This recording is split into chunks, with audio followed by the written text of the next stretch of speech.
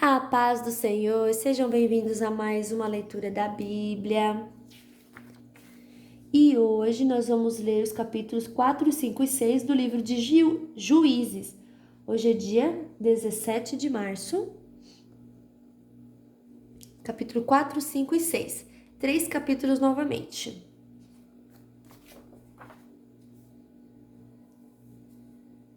Capítulo 4. Débora e Baraque. Depois que Eude morreu, o povo de Israel pecou novamente contra Deus, o Senhor. Por isso o Senhor deixou que eles fossem conquistados por Jabim, rei de Canaã, que governava a cidade de Azor. O comandante do seu exército era Cícera, que morava em Arosete, Agojim. Jabim tinha 900 carros de ferro. Durante 20 anos ele maltratou o povo de Israel sem dó, nem piedade. Então o povo de Israel pediu socorro a Deus, o Senhor.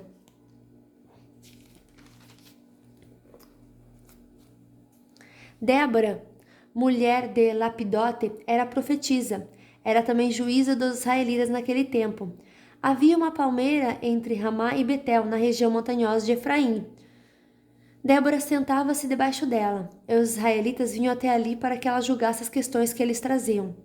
Ela mandou chamar Baraque, filho de Abinoão, que estava na cidade de Quedes, no território da tribo de Naphtali. Ele disse: O Senhor, o Deus de Israel, está lhe dando esta ordem. Escolha 10.000 homens das tribos de Naphtali e Zebulon e os leve ao monte Tabor. Eu vou trazer Cícera, o comandante do exército de Jabim, até o rio Quizoma para lutar contra você. Ele virá com seus carros de ferro e soldados, mas eu farei com que você o vença. Então Baraque disse a Débora: Só irei se você for comigo. Se você não for, eu também não irei. Ela respondeu: Está bem, eu vou com você. Mas você não ficará com as honras da vitória, pois o Senhor Deus entregará Cícera nas mãos de uma mulher. E Débora foi com Baraque para Quedes. Baraque convocou as tribos de Zebulon e Naphtali para a cidade de Quedes, e 10.000 homens o seguiram, e Débora foi com ele.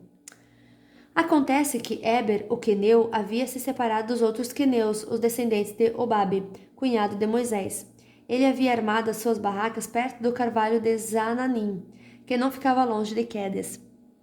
Avisaram Cícera que Baraque, filho de Abinoão, havia subido ao monte Tabor. Então ele mandou vir os seus 900 carros de ferro e todos os seus homens, e os fez ir de Arosete a Gojim até o rio Quizon. Então Débora disse a Baraque: Vá agora, porque é hoje que o Senhor lhe dará a vitória sobre Cícera. O Senhor está com você. Então Baraque desceu do monte Tabor com os seus 10.000 homens. Quando Baraque apareceu com o seu exército, o Senhor fez com que houvesse uma grande confusão no meio dos seus soldados e dos carros de Cícera. Aí Cícera desceu do seu carro e fugiu a pé. Mas Baraque perseguiu os carros e o exército até Arosete a Gojim. Todo o exército de Cícera foi destruído, ninguém escapou. Porém Cícera fugiu para a barraca de Jael, mulher de Éber, o queneu. Ele fez isso porque Jabim, rei de Azor, estava em paz com a família de Éber. Jael saiu da barraca para encontrar Cícera e lhe disse: Entre, meu senhor. Entre na minha barraca, não tenha medo. Então ele entrou e Jael o cobriu com um tapete. E Cícera pediu a ela: Por favor, me dê um pouco de água porque estou com muita sede. Ela abriu um odre de leite e lhe deu de beber. Depois cobriu Cícera de novo, e ele lhe disse: Fique na porta da barraca, e se alguma pessoa vier e perguntar se há alguém aqui, diga que não. Cícera estava muito cansado e caiu num sono profundo. Aí Jael pegou um martelo e uma estaca na barraca, entrou de mansinho e fincou a estaca na cabeça dele na fonte. A estaca atravessou a cabeça e entrou na terra, e ele morreu. Quando Baraque chegou, perseguindo Cícera, Jael saiu para encontrá-lo e disse: Venha cá, e eu lhe mostro o homem que você está procurando. Então Baraque foi com ela e encontrou Cícera no chão morto, com a estaca atravessada na cabeça. Naquele dia, Deus fez com que os israelitas derrotassem Jabim, o rei cananeu, e eles continuaram atacando Jabim cada vez mais até acabarem com ele. Capítulo 5. A canção de Débora e Baraque.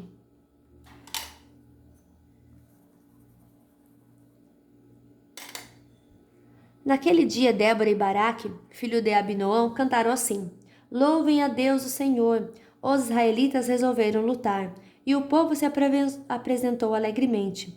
Ouçam, reis, preste atenção, governadores. Eu tocarei música e cantarei. ao Senhor, o Deus de Israel.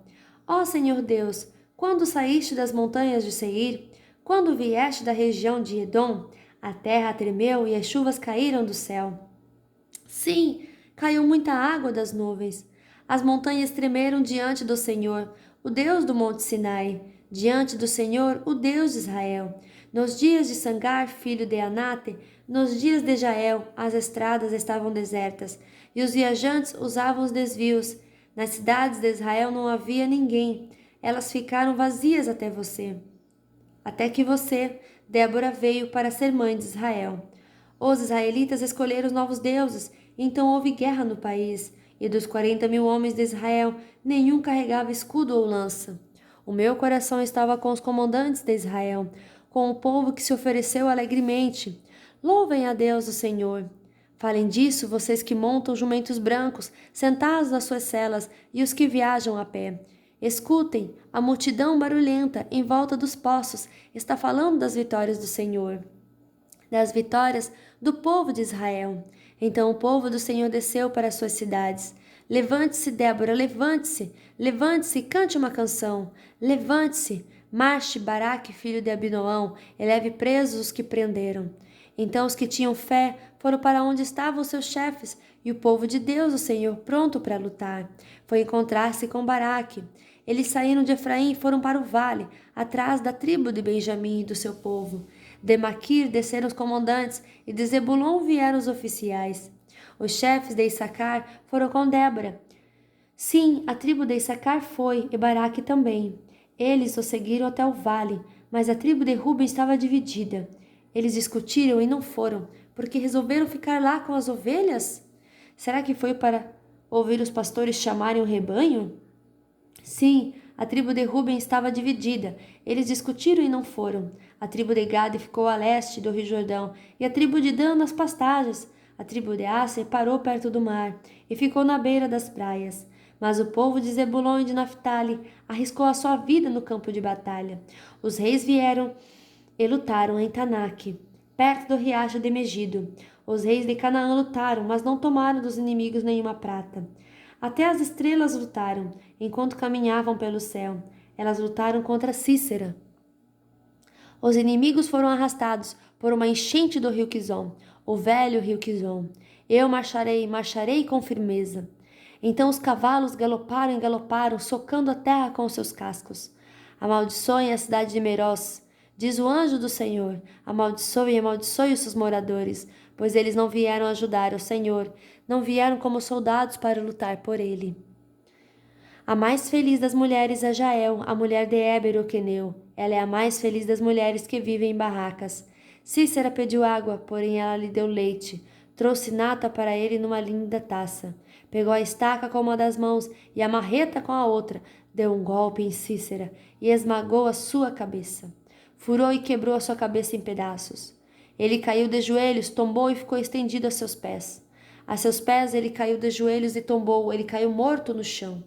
A mãe de Cícera olhou pela janela da sua casa, olhou bem pela grade da janela e disse: Por que o seu carro demora tanto para chegar? Por que os seus cavalos andam tão devagar? As suas acompanhantes mais sábias respondiam, e ela repetia para si mesma: Eles devem estar dividindo as coisas que tomaram, uma ou duas moças para cada soldado, roupas luxuosas para Cícera e panos bordados para o pescoço da rainha. Assim, ó Senhor Deus, morram todos os teus inimigos, porém que os teus amigos brilhem como a forte luz do sol nascente. E houve paz no país durante 40 anos. Capítulo 6. Gideão.